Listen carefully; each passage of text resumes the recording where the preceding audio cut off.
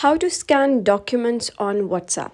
Hello guys and welcome back to the channel. In today's video, I'm going to show you how you can scan your documents on WhatsApp. So let's get started.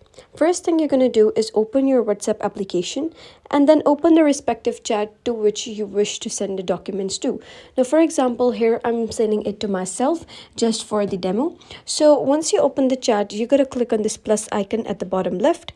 And here you'll be able to see an option that says document. So just click on document. And here you'll be able to see a couple of options. So if you wish to scan your document, so you gotta click on scan document. And here you have to take a picture of your document. So you can position the document in view and then just click on this icon and they will take a picture. And after that, we've got numerous modes over here. For example, if you wish to keep the scan, you can even drag near corners to adjust. For example, if you wish to manually adjust the text, and if you wish to retake, you can click on retake. And after that, if you wish for it to be automatic, you can just click on auto. And if you want to just crop the document yourself, you can click on it and it will change into manual.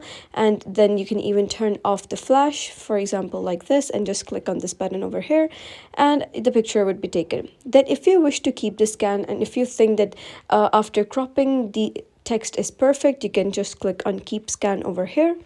And here you can even take another picture and just ready for next scan, so just click on it again.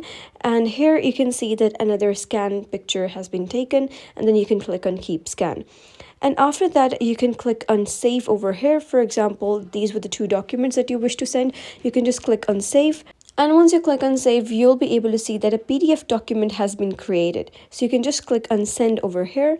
And now here you can see that this is processing and those documents are being sent as PDF document. So that was how you can scan documents on WhatsApp. So if you found this tutorial helpful, give it a thumbs up and don't forget to subscribe for more helpful tutorials. I'll see you in the next video.